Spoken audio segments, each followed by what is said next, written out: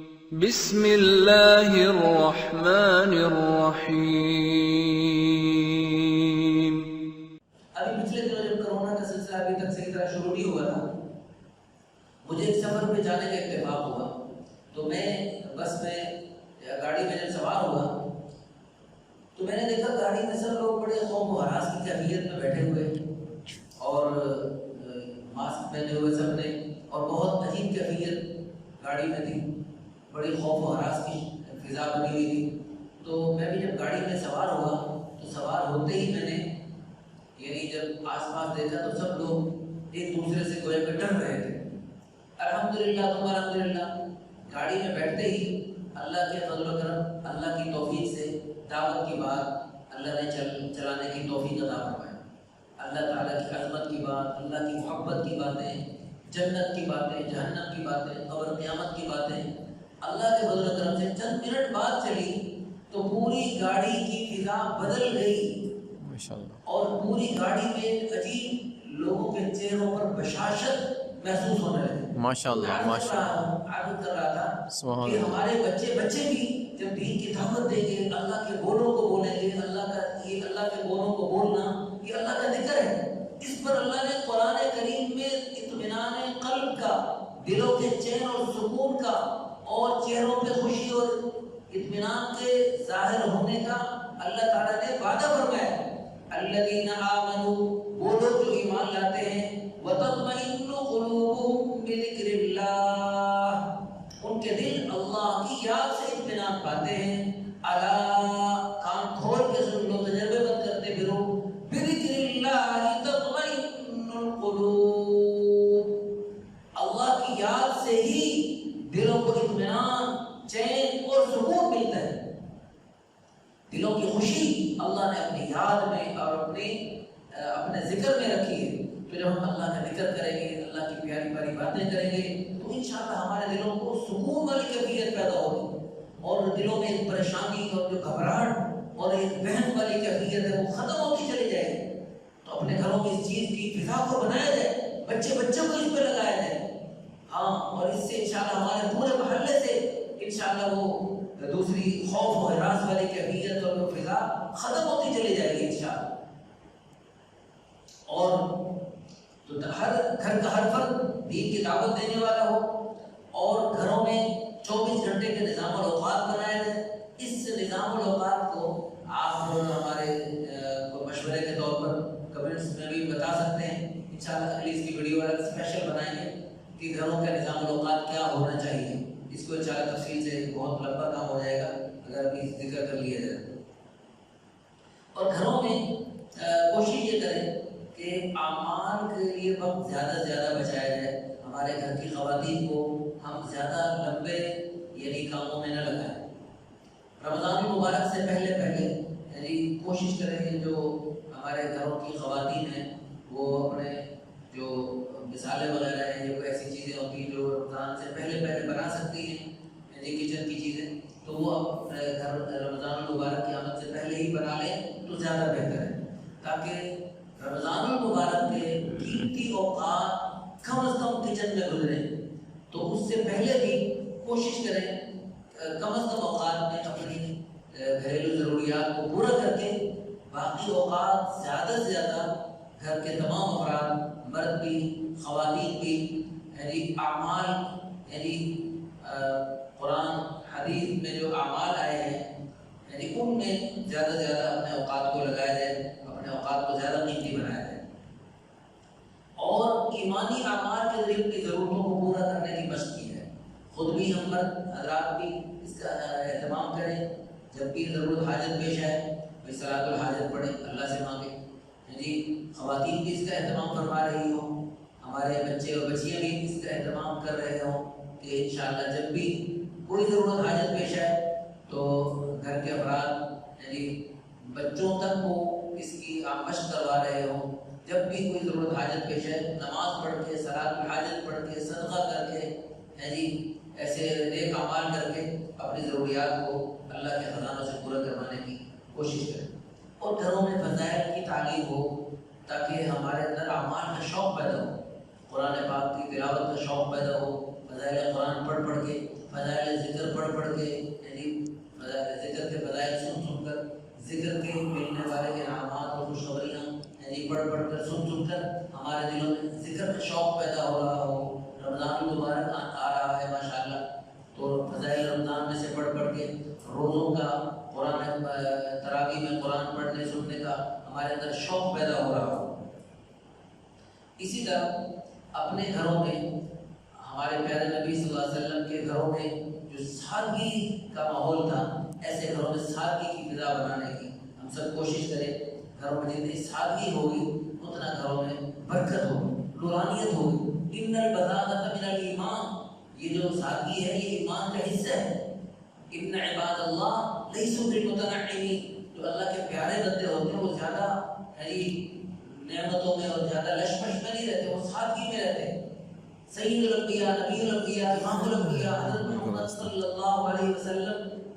کتنی اونچی شان والے، لیکن آپ صلی اللہ علیہ وسلم اتنی اونچی شانوں کے باوجود گھر میں بالکل سادہ ماحول، سادگی کے ساتھ گھروں میں رہنا پسند فرماتے تھے۔ اسی طرح گھروں میں تلاوت کا، ذکر کا، تسبیحات کا اہتمام کیا جائے اور اس کے لیے باقاعدہ یعنی اجتماعی طور پہ وقت مقرر ہو کہ اب یہ سب کی تلاوت کا وقت ہے اور یہ سب کے ذکر کا وقت ہے اور یہ سب کی اب دعاؤں کا وقت ہے۔ دعاؤں کے لیے بھی اب وقت لمبا، ان دنوں میں جب کہ ساری دنیا بند ہو چکی، سارے کاروبار ٹھپ ہو گئے اور سارے نظام زندگی معطل ہو گئے، اب بھی ہم دعا نہیں کریں گے اور اب بھی ہم اللہ کے سامنے نہیں بلائیں گے اور اللہ کے سامنے نہیں بل بلائیں گے اور اللہ تعالیٰ کی ناراضگی کی بہت ساری شکلیں ظاہر ہونے کے باوجود، یعنی اب آج کل گندم کی فصل تیاری بالکل قریب ہے، اب ان دنوں بارشوں کا ہونا، اوڑوں کا برسنا، زلزلوں کا آنا اور مختلف حوادث کا آنا، یہ سب اللہ تعالیٰ کی ناراضگی کی علامات ہیں۔ تو اب بھی ہم اللہ کے سامنے نہیں گڑ گڑائیں گے اور بل بلائیں گے اور اللہ تعالیٰ کی رحمت کو متوجہ کرنے کے لیے اللہ کے سامنے آہوزاری نہیں کریں گے تو کب کریں؟ ہاں، ان دنوں میں جب اللہ کی طرف رجوع کریں گے تو اللہ تعالیٰ کی رحمت سے کچھ بعید نہیں، اللہ تعالیٰ ہمارے دنیا کے بھی تمام مسائل حل فرمائیں گے اور اللہ تعالیٰ ہمیں آخرت میں بھی بڑی اعلیٰ درجے کی کامیابی عطا فرمائیں گے۔ اور اسی طرح اپنے گھروں میں بھی اور آس پاس بھی رسول اللہ صلی اللہ علیہ وسلم والے پیارے اور بلند اخلاق کا اہتمام کیا جائے۔ ہمارے پیارے نبی صلی اللہ علیہ وسلم اتنی اونچی شان کے باوجود اور اتنے اونچے مشن کے باوجود جو اللہ نے اپنے پیارے حبیب صلی اللہ علیہ وسلم کو مشن عطا فرمایا تھا، قل یا ایھا الناس انی رسول اللہ الیکم جمیعا، ارے انسانوں، قیامت تک آنے والے سارے انسانوں اور پوری روئے زمین پہ بسنے والے سارے انسانوں، میں تم سب کے لیے نبی بن کر آیا ہوں۔ تو ہمارے پیارے نبی صلی اللہ علیہ وسلم کو اتنا اونچا کام ملا تو آپ صلی اللہ علیہ وسلم کے پاس تو بالکل وقت نہیں تھا، نہیں ہونا چاہیے تھا کسی اور چیز کو دیکھنے کے لیے، لیکن اتنی اونچے مشن کے ہونے کے باوجود ہمارے پیارے نبی صلی اللہ علیہ وسلم کے گھر والوں کے ساتھ کام کاج میں ہاتھ بٹاتے تھے۔ تو ہم ٹھیک ہے پہلے اپنے کاروباری مصروفیات میں تھے اور بہت زیادہ دنیا کے مشاغل میں مصروف ہوتے تھے، اب چونکہ آج کل اللہ نے فرصت دے دی ہے، گھروں میں گھر کے رہ گئے سب مرد بھی، تو اب جو رسول اللہ صلی اللہ علیہ وسلم کی مبارک جو سنت ہے گھر والوں کے ساتھ کام کاج میں ہاتھ بٹانا، تو اس سنت کو بھی اہتمام سے یعنی گھروں میں زندہ کیا جائے اور انشاءاللہ ثم انشاءاللہ اللہ تعالیٰ کی ذات عالی سے امید ہے کہ ہم اللہ کے پیارے حبیب صلی اللہ علیہ وسلم کی پیاری سنت سمجھ کے جب اس عمل کو کریں گے تو اللہ تعالیٰ ہمیں اپنے پوری خزانوں سے شان عطا فرمائیں گے کہ جن خزانوں سے اللہ نے اپنے پیارے حبیب صلی اللہ علیہ وسلم کو اونچی شان عطا فرمائی۔ وَرَفَعْنَا لَكَ ذِكْرَكَ، جو اونچی شان اللہ نے اپنے پیارے حبیب صلی اللہ علیہ وسلم کو اس اپنے لامحدود خزانوں سے عطا فرمائی، انہی لامحدود خزانوں سے ہم جب حضور صلی اللہ علیہ وسلم کے نقش قدم پہ چلنے کی کوشش کریں گے اور اس کے لیے اپنے گھر والوں کے ساتھ حسن سلوک کا اہتمام کریں گے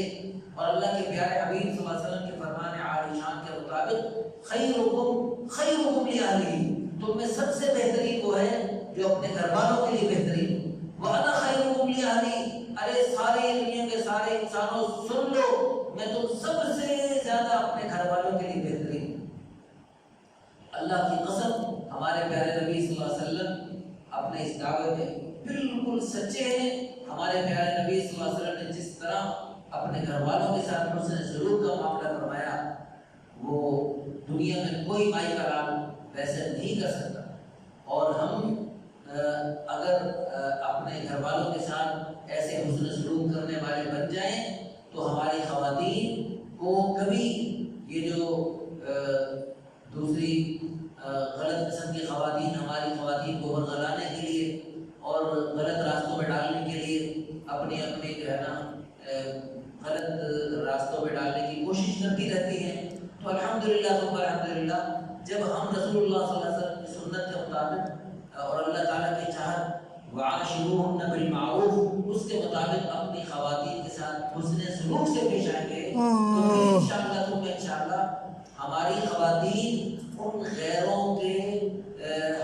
ہتھے چڑھنے سے بچ جائیں گی انشاءاللہ ثم انشاءاللہ. اور بچوں کی دینی تربیت کی ہے یہ بڑا بہترین موقع ہے, بڑا سنہری موقع ہے بچوں کو ٹائم دینے کا, ان کو نورانی قاعدہ, ان کی نماز, ان کی یہ ساری چیزیں ان کی مشق کروائے. بلکہ فرض نماز اگر چلو آپ مسجد میں پڑھنے تشریف لے جاتے ہیں تو سنتیں گھروں میں پڑھیں. بچے چھوٹے بچوں کو, بچیوں کو, خواتین کو بھی اپنے ساتھ سنتیں پڑھوائیں, نوافل پڑھوائیں اور ان میں ان کی نمازوں کی نگرانی کریں. چھوٹے چھوٹے بچوں کو ان کی نمازیں سنیں, ان کی نمازیں جاندار اور شاندار بنانے کی کوشش کریں. انشاءاللہ ایک قریب ایک کلپ آئے گا کہ اپنی نمازوں کو شاندار اور جاندار بنانے کے لیے نماز میں 4 سپیڈ بریکر لگانے ہیں. انشاءاللہ قریب وہ بھی اللہ نے چاہا تو ایک کلپ بنائیں گے. تو میں اس لیے اس کو مختصر سا بنانا چاہ رہا ہوں تاکہ اجمالی طور پہ ساری باتیں آ جائیں. ان میں سے ایک ایک بات پر پوری تفصیل سے لمبی چوڑی بحث کی جا سکتی ہے. انشاءاللہ موقع ملا تو ان میں سے ایک ایک بات پر تفصیلات بھی آ سکتی ہے انشاءاللہ. اور اسی طرح اپنے گھروں میں دینی تقاضوں کے بارے میں مشورہ ہو اور مشورے سے سارے کام جب ہوں گے تو انشاءاللہ مشورے میں بڑی خیر ہے. وَأَمْرُهُمْ شُورَىٰ بَيْنَهُمْ صحابہ کرام رضی اللہ عنہم کے سارے کام آپس میں مشورے سے طے ہوتے تھے. اور خود اللہ کے پیارے حبیب صلی اللہ علیہ وسلم کو اللہ تعالیٰ نے ارشاد فرمایا وَشَاوِرْهُمْ فِي الْأَمْرِ, اے میرے حبیب صحابہ سے آپس میں مشورہ کر لیا کیجیے. تو اب اللہ کے پیارے حبیب صلی اللہ علیہ وسلم جب قدم قدم پہ وحی کے ذریعے رہنمائی ہو رہی تو رسول اللہ صلی اللہ علیہ وسلم کو بظاہر مشورے کی ضرورت نہیں ہونی چاہیے کہ آپ صلی اللہ علیہ وسلم کو تو اللہ تعالیٰ کی طرف سے قدم قدم پہ رہنمائی ہو رہی, دستگیری ہو رہی, لیکن اس کے باوجود تعلیم امت کے لیے اللہ تعالیٰ اپنے پیارے حبیب صلی اللہ علیہ وسلم کو حکم فرما رہے ہیں شاورہم فی الامر, اے میرے حبیب صحابہ سے مشورہ کر لیا کیجیے.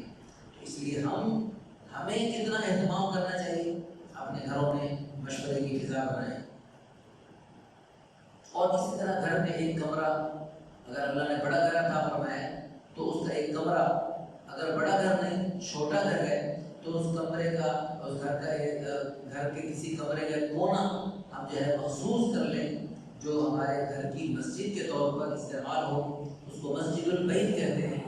یعنی گھر کی مسجد. تو اس گھر کی مسجد میں قرآن پاک رکھے ہوں, تسبیحات رکھی ہوں. گھروں میں نظام الاوقات, یہ جو نمازوں کے اوقات کا اور سحری افطاری کے اوقات کا جو نقشہ ہے وہ گھروں میں ہر وقت ہونا ضروری ہے اور ہر گھر میں ہونا ضروری ہے. بلکہ اگر بڑا گھر ہے تو اس کے ہر کمرے میں ہونا ضروری ہے تاکہ ہمیں روزانہ پتہ ہو کہ سحری کا وقت کب ختم ہو رہا ہے. تو سحری کا وقت جب ختم ہوتا ہے اسی وقت تہجد کا وقت ختم ہو رہا ہے تو کب تک تہجد پڑھی جا سکتی ہے اور کب سورج نکلے گا. اور سورج نکلنے کے 10-15 منٹ کے بعد جب اشراق کا وقت جب ہو تو اس وقت ہم اشراق پڑھ سکتے ہیں. تو یہ سارے نظام الاوقات کا ہم سب کو علم ہونا چاہیے. اور اسی طرح ہم اپنے ہر گھر کو مسجد کی شاخ بنائیں. جو مسجدوں میں اعمال ہوتے ہیں وہ اپنے گھروں میں ہم زندہ کریں. اس کی برکت سے انشاءاللہ یہ گھر پر اللہ تعالیٰ کی رحمتیں برسیں گی, برکتیں نازل ہوگی. اور یہ گھر انشاءاللہ ثم انشاءاللہ زمین والوں کے لیے جیسے آسمان کے تارے چمکتے ہیں, یہ وہ مبارک گھر جن گھروں میں یہ مبارک اعمال, یہ نورانی اعمال, یہ پاکیزہ اعمال, یہ اللہ اور اس کے پیارے حبیب صلی اللہ علیہ وسلم کی چاہت والے اعمال جن گھروں میں زندہ ہوں گے, یہ گھر آسمان والوں کے لیے یوں چمکیں گے جیسے زمین والوں کے لیے آسمان کے ستارے چمک گئے، یہ گھر چمک رہے ہوں گے انشاءاللہ، ورنہ باقی ساری دنیا میں ظلمت اور اندھیرا ہے، صرف وہی گھر چمک رہے ہیں جن گھروں میں اللہ اور اس کے رب پیارے حبیب صلی اللہ علیہ وسلم کی چاہت والی یہ مبارک اعمال زندہ ہے۔ تو انشاءاللہ ہم سب نیت کریں کہ انشاءاللہ اپنے گھروں کو بھی ان مبارک اعمال سے آباد کرنا ہے، اور دنیا بھر کے گھروں کو ان مبارک اعمال سے آباد کرنے کی ہم نے انشاءاللہ مشق کرنی ہے اور کوشش کرنی ہے، اور اس کے لیے محنت کرنی ہے، اور اس کی فضا بنانے کے لیے انشاءاللہ پورا زور لگائیں گے۔ اللہ تعالی ہم سب کو عمل کرنے کی توفیق عطا فرمائے۔ وآخر دعوانا ان الحمد للہ رب العالمین۔